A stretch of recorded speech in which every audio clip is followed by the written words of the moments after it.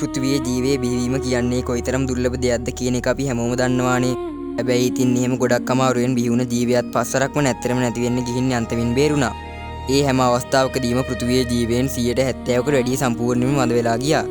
ඉතින් අද ඒසෙල් science and world තුලින් අපි කතා කරන්න යන්නේ ඩයිනෝසරයන් පවා අඳුණු අන්නේ මහා නෂ්ට වීම පහ ගැනයි. ඉතින් වැඩි කතා නැතුව අපි යමු වීඩියෝ එකට.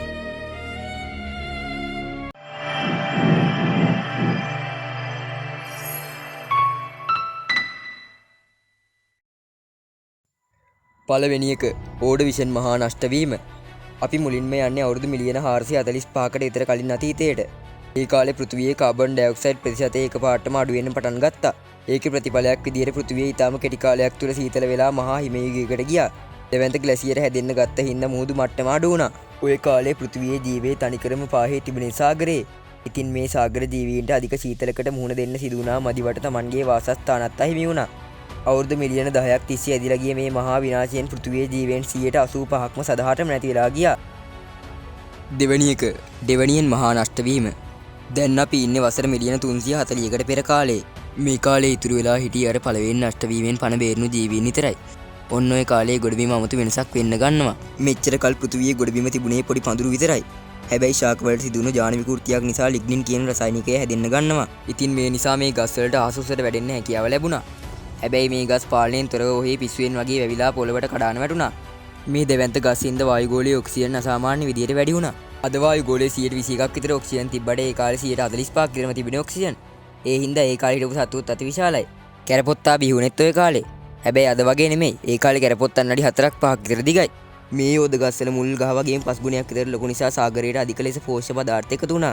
ඒකෙන් උනේ මුහුදු ඇල්ගී අසාමාන්‍ය විදියට වැඩි වුණ එකයි. ඇත්තටම අදටත් අපි උස්ම ගන්න ඔක්සිජන් වලින් 70%ක් විතර හදන්නේ ඇල්ගී මිසක් ගොඩබිම ගස් නෙමෙයි. ඉතින් සාගර ඇල්ගී සහ ගොඩබිමේ යෝධ ගස් එකතු වෙලා තරගට කාබන් ඩයොක්සයිඩ් උරා ගනිමින් ඔක්සිජන් හැදුවා.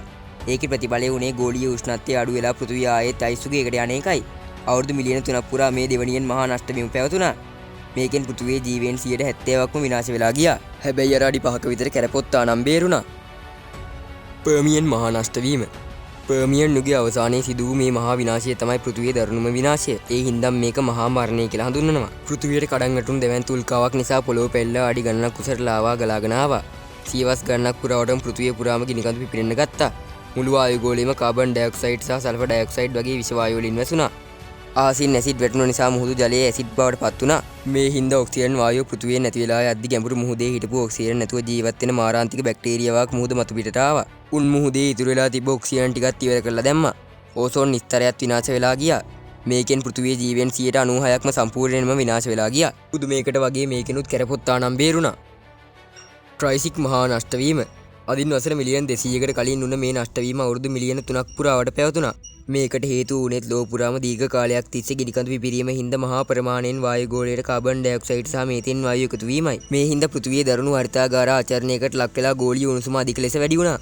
ගොඩබිම සම්පූර්ණයෙන්ම කාන්තාර බවට පත් වුණා. නිරන්තරයෙන් හඹාගේ දරුණු උණුසුම් තරංග හින්දා පෘථිවියේ ජීවයන් 70%ක්ම විනාශ වෙලා ගියා. මේකෙනුත් අපි හිතුවා වගේම කැරපොත්තා නම් බේරුණා. පස්වෙනි එක ක්‍රිටේසියස් මහා නෂ්ට වීම. අපි කවුරුත් දන්න ඩයිනෝසරයන්ගේ අවසාන සිදු වුණේ මේ කාලේ. මීට අවුරුදු මිලියන 66කට පෙර සිදු වූ දෙවැන්ත උල්කාපාත කඩා වැටීමක් හින්දා පෘථිවියම අලු වලාවකින් වැහිලා ගියා. සියවස් ගණනක් යනකම් පෘථිවියට ඉර එළිය වැටුනේ නැහැ. මේක හැඳින්වුවේ නියුක්ලියර් ශීත කාලය කියලා. ඉර එළිය නැති හින්දා පෘථිවිය හිම යුගයකට ගියා. මේ හින්දා ඩයිනෝසරයන් ඇතුළු පෘථිවි ජීවීන් 80%ක්ම නැත්තරම නැති වෙලා ගියා. මේකිනුත් කැරපොත්තා බේරුණා තමයි. නැත්තම් කොහමද මේ වෙද්දි කැරපොත්තා ඉතුරු වුනේ? 6 වෙනි එක ඇන්ත්‍රොපොසීන් මහා නෂ්ට වීම. මම මුලදී කිව්වේ මහා නෂ්ට වීම 5ක් ගැන විතරයි. එතකොට මේ 6 වෙනි එක මොකද්ද? ඇන්ත්‍රොපොසීන යුගය කියන්නේ අපි ජීවත් වෙන වර්තමාන යුගයට. ඔයාලා හිතලා බලන්න අපි කතා කරපු නෂ්ට වීම පහෙන් 3කටම හේතුව කාබන් ඩයොක්සයිඩ් ප්‍රතිශතය අසාමාන්‍ය විදියට වැඩිවීම. ඉතින් අපි දැන් ඉන්නෙත් ඒ වගේ බිහිසුණු කාලයක. හැබැයි එකම එක වෙනසක් තියෙනවා. කලින් ඒ වගේ ස්වභාවිකව කාබන් ඩයොක්සයිඩ් වැඩි වුණත් මෙදා පාර එක කරන්නේ මිනිස්සු වෙන අපි විසින්. මිනිස්සු වසරකට කාබන් ඩයොක්සයිඩ් ටොන් බිලියන 37ක් විතර වායුගෝලයට මුදා හරිනවා. වැඩිම දායකත්වය දෙන්නේ චීනය, ඇමරිකාව, ඉන්දියාව වගේ රටවල්. මේ තරම් මහා පරිමාණ විමෝචනයක් සමතුලිත කරගන්න ස්වභාව ධර්මයට බෑ. ස්වභාව ධර්මයේ ඉවසීමටත් සීමාවක් තියෙනවා. අන්නේ සීමාව පෙන්වන්නම යා තමන්ගේ පැවැත්ම වෙනුවෙන් අපිව සම්පූර්ණයෙන්ම විනාශ කරලා දාන්න උනත් පුළුවන්. එදාට සුබුරුදු පරිදි කැරපොත්තා නම් බේරෙයි. අපි නම් බේරෙන එකක් නෑ. තවත් මෙවැනි විද්‍යාත්මක තොරතුරු දැනගන්න අදම අපේ channel එක subscribe කරලා තියාගන්න අමතක කරන්න එපා. ඉතින් තවත් වීඩියෝ එකකින් හම්බෙමු.